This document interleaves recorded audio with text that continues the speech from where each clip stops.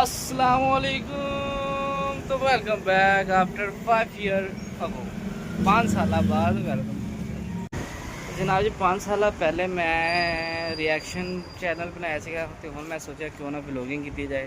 तो मोबाइल तकरीबन लख का लै लिया वा। ये एंड्राइड आ, आईफोन नहीं है। तो इसका रिजल्ट तो ये दसना किदा दा वा।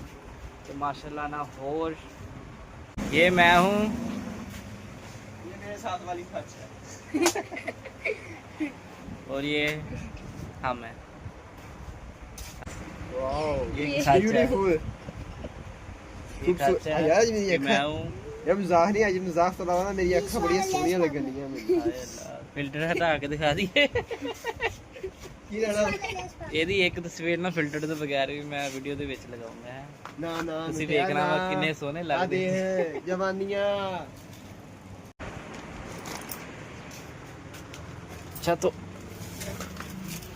आप लोगों ने कमेंट में बताना है कि इस चावल का क्या रेट होगा हमारी शॉप के ऊपर जो हम रेट बेचते हैं।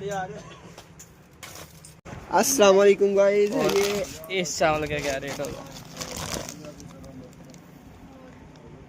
इसका, और ये वाले चावल जो उनसे हैं।